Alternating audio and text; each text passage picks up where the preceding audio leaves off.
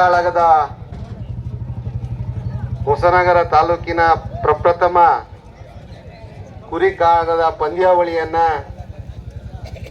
ಆಯೋಜನೆ ಮಾಡಿರ್ತಕ್ಕಂಥ ನನ್ನೆಲ್ಲ ಆತ್ಮೀಯ ಸ್ನೇಹಿತರೆ, ವೇದಿಕೆ ಮೇಲೆ ಉಪಸ್ಥಿತರಿರ್ತಕ್ಕಂಥ ಈ ತಾಲೂಕಿನ ಹೆಮ್ಮೆಯ ನಾಯಕರು, ನಿಮ್ಮೆಲ್ಲರ ಹಿರಿಯ ರಾಜಕೀಯ ಮುತ್ಸದ್ದಿಗಳು, ಈ ಕ್ಷೇತ್ರವನ್ನ 3 ಬಾರಿ ಶಾಸಕರಾಗಿ 96ನೇ ವಯಸ್ಸಿನಲ್ಲಿ ಇವತ್ತು ಚಿರ ಯುವಕರಂತೆ ಈ ಒಂದು ಕಾರ್ಯಕ್ರಮದಲ್ಲಿ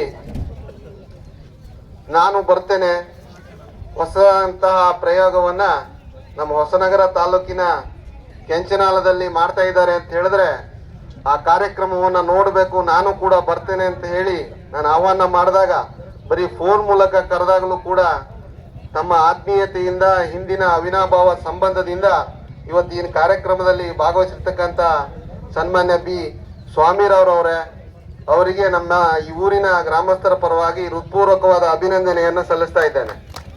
ಆಲೋಚನೆಗಳು ಇರ್ತಕ್ಕಂಥ ಒಂದು ರೈತ ಮತ್ತೆ ಕೂಲಿ ಕಾರ್ಮಿಕರ ಮಧ್ಯಮ ವರ್ಗದ ಜನರಿಂದ ಕೂಡಿರ್ತಕ್ಕಂಥ ಈ ರಿಪ್ಪನ್ಪೇಟೆ ಭಾಗ, ಆ ಭಾಗದಲ್ಲಿ ವಿಶೇಷವಾಗಿ ಅತ್ಯಂತ ಉತ್ತಮವಾದ ರೈತರು, ಕೃಷಿ ಕಾರ್ಮಿಕರನ್ನ ಹೊಂದಿರತಕ್ಕಂಥ ಜಾಗ ಈ ಕೆಂಚನಾಲ ಗ್ರಾಮ ಪಂಚಾಯತ್.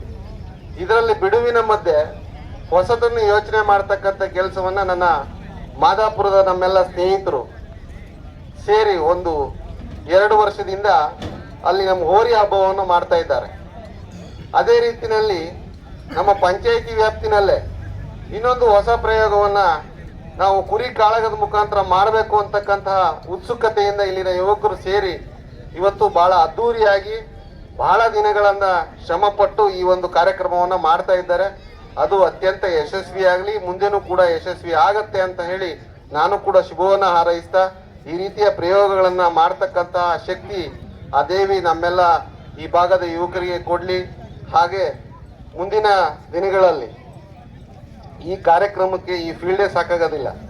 ಯಾವಾಗ ಮಾಡಬೇಕು ಅಂತ ಹೇಳಿದ್ರೆ, ನಾವು ನಮ್ಮ ಬೇಸಿಗೆ ಜಾತ್ರೆ ಬುಧವಾರ ಬರುತ್ತೆ, ಗುರುವಾರ ಒಂದಿನ ನಮಗೆ ಸ್ವಲ್ಪ ಭಕ್ತರ ಸಂಖ್ಯೆ ಕಡಿಮೆ ಇರುತ್ತೆ, ಮತ್ತೆ ಶುಕ್ರವಾರದ ಮಧ್ಯೆ ಬೇಸಿಗೆ ಜಾತ್ರೆಯಲ್ಲಿ ಗುರುವಾರ ದಿನ ಮಾಡಿದ್ರೆ ಬಹಳ ಚೆನ್ನಾಗಾಗ್ತದೆ ಅಂತಕ್ಕಂಥದ್ದು ನನ್ನ ಅಭಿಪ್ರಾಯ.